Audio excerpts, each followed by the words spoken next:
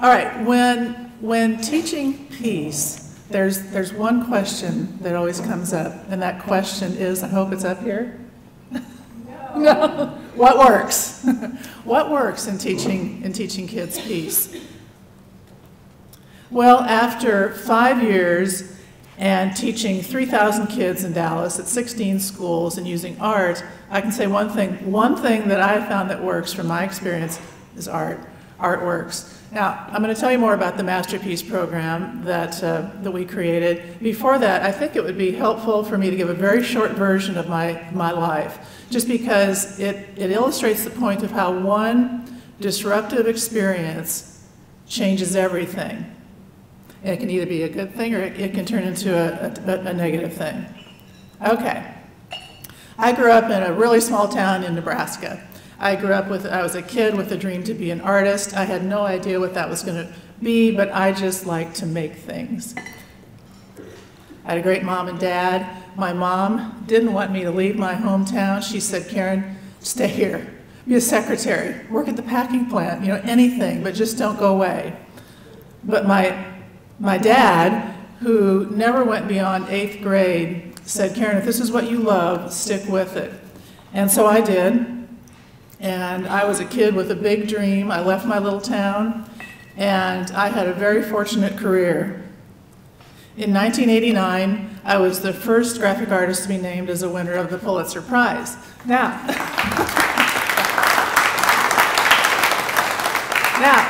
small towns have a way of keeping you very humble, though, because this is my hometown newspaper. There I am. It's above the fold, but right next to me is the winner of the Ugly Bartender contest.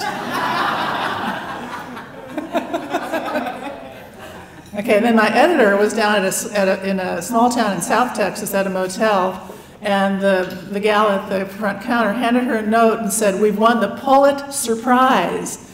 And what I learned is that something that is a great accolade for me means absolutely nothing to other people. I also learned that if you do a Google image search for Pulitzer Prize, you'll get thousands of pictures of surprised chickens.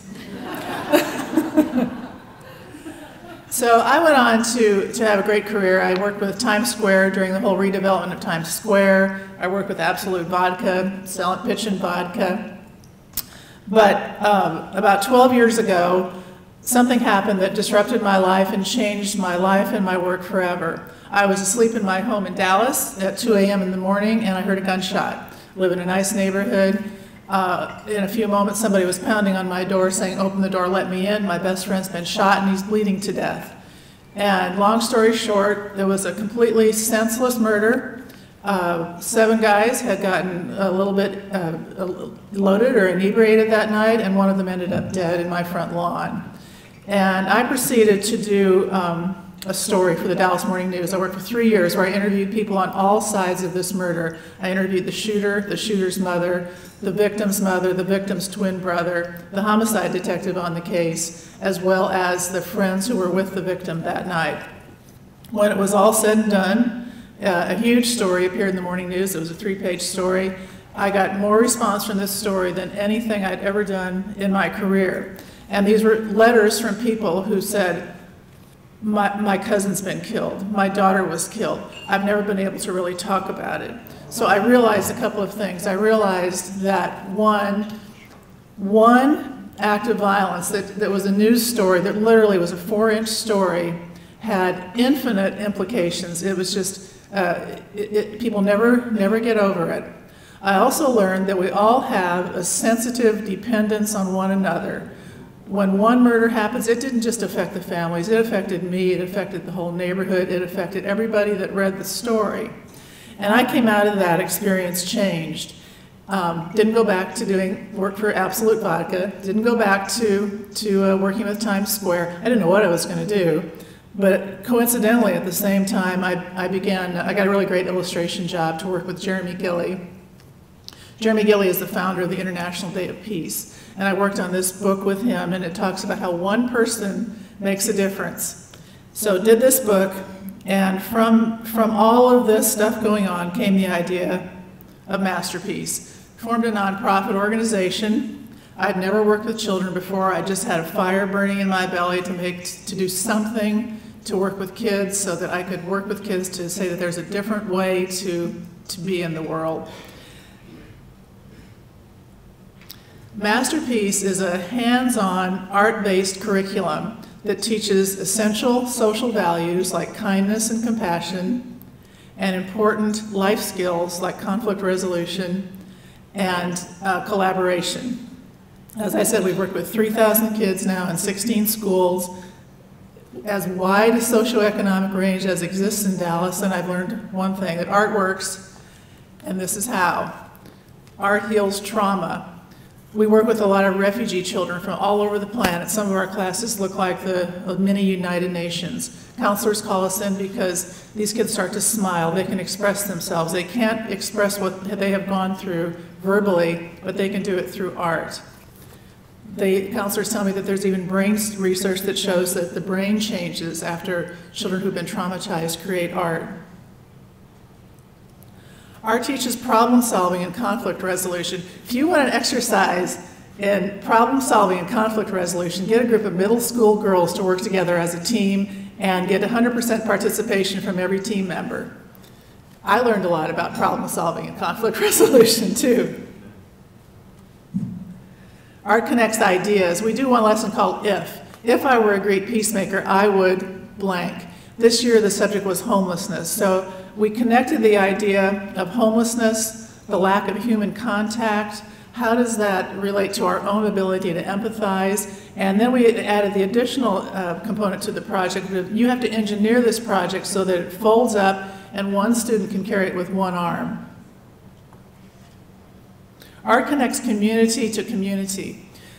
We work with some of the most affluent kids in Dallas, with refugee kids, with real smart girls in an all-girls school, and with at-risk kids in after-school programs. So all these kids need peace education for different reasons. But what we do is we bring them all together at exhibits or at field trips, and we bring in professional artists just to role model the character, as professional artists for them. We also work very hard to get the student art out into high-profile venues, like Neiman Marcus, like Southern Methodist University, like the Starwood Hotels, Baylor Cancer Center, because part of our mission is to assure the children that they have accomplished something and that just by creating the art and getting it out in the public, they have made a difference because so many people have seen their art. This is a little off track, but I feel it's such an important point in this era when arts budgets are being cut. Art and culture build the economy. In Dallas, this might surprise me, in Dallas, the arts contribute more to the economy than professional sports. But yet, no sports budgets are getting cut, but arts budgets are getting cut. Art teachers are getting fired. It's so short-sighted because we need to be nurturing our little arts customers. Art solidifies learning on a deeper level. We teach kids about great peacemakers and have them do a portrait making something out of nothing. So they learn about the peacemaker, they learn how to create something beautiful and not spend a cent to do it. Art teaches value and character. All of our 14 lessons are all based on a word like commitment, consequences, harmony, thrive, if.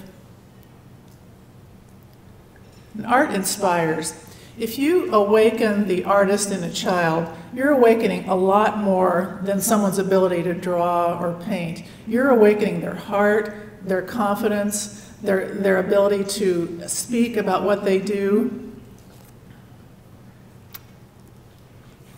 So art works. Our goal as an organization, we've now done this with 3,000 kids. We've created a 250-page manual. We have a really big vision for this. Right now we're fundraising for a pilot project next fall that we're going to train 105 teachers in 10 schools so that the teachers will begin to train their children in Masterpiece. Once we do an evaluation of that, we've been approached by Harvard because they've done the first ever, as far as I know, Peacefulness Index study, and Harvard would like to work with us to study the kids. And we would like to take our findings from that and then take this curriculum statewide so that every kid in Texas will have Masterpiece. One person. Okay, Jeremy Gillies started the International Day of Peace. He's one person. If you look at many of the great movements, they pivot around one person. One person makes a difference. But that one person has to have two qualities amongst a lot of others. But tenacity is the big one, because we are swimming upstream here. We are swimming upstream. We're pushing the rock up the hill like Sisyphus, and then it's going to fall again. You know, use any metaphor you want, but we have to have tenacity, because the whole world is not intent on creating peacemakers. What else do we have to have? I'd say the second quality we have to have is a whole lot of love, because if you're tenacious without a whole lot of love, you really risk becoming just self-willed. You have to have a whole lot of love for every child you see, for every person you deal with, for the purpose, for the cause that you are serving. That love has to go really deep. I mean, when I get very troubled, I say, Karen, how deep is your love? Because I've got to dig deep sometimes. All right, I usually don't use sayings from greeting cards to finish up my talks, but I was in the airport in Albuquerque and I saw this, and it's just perfect. Life isn't about finding yourself, life is about creating yourself. And in this work of bringing peace into our world, we are challenged to get real creative. Thank you.